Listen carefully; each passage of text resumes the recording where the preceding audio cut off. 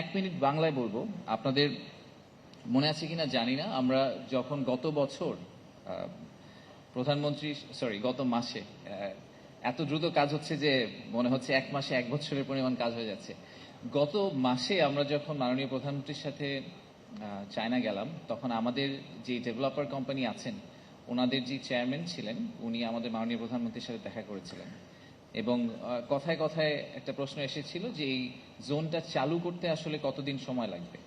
ওনারা প্রথমে বলেছিলেন 3 থেকে 5 বছর সময় লাগবে। আমাদের মাননীয় প্রধানমন্ত্রী আমাদেরকে চ্যালেঞ্জ করেছিলেন যে 18 মাসের মধ্যে উনি প্রথম ফ্যাক্টরি এখানে দেখতে চান এবং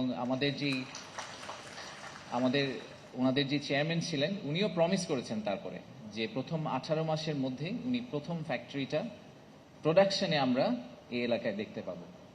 তো আমার একমাত্র অনুরোধ আমাদের মাননীয় যারা এমপি আছেন, লোকাল এমপি আছেন, আনোয়ারার এমপি এবং চট্টগ্রাম জেলার এমপিরা যারা আছেন, আনোয়ারাবাসী এবং চট্টগ্রামবাসী সবার কাছে অনুরোধ, আমাদের চাইনিজ ইনভেস্টররা আমাদের অতিথি এবং ওনারা বাংলাদেশে এসেছেন একটা আশা করে যে বাংলাদেশে ওনারা বিনিয়োগ করবেন।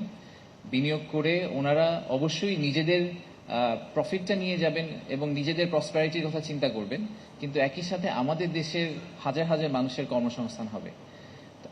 আমার অনুরোধ হচ্ছে আপনাদের কাছে যে আপনারা তাদেরকে যতটুকু সম্ভব সহযোগিতা করবেন যাতে খুব দ্রুত এই জোনটা দাঁড়িয়ে যায়। এই জোনটা দাঁড়িয়ে গেলে এই এলাকার চেহারা চেঞ্জ হয়ে যেতে একদম সময় লাগবে না।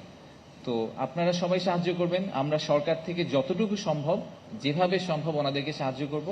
আমাদের একমাত্র লক্ষ্য হচ্ছে এই জোনটা যত দ্রুত সম্ভব আমরা চালু করতে পারি এবং সেই সাথে চট্টগ্রামের যত মানুষের কর্মসংস্থানের আমরা ব্যবস্থা করতে পারি।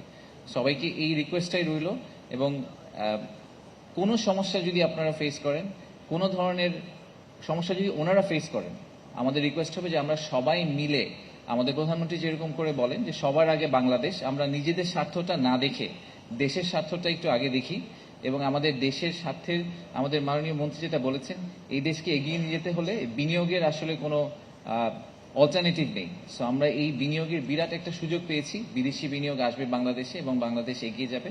আপনারা সবাই এগিয়ে যাওয়ার পথে সাহায্য করবেন আমাদের সবাইকে। অনেক ধন্যবাদ। আসসালামু আলাইকুম।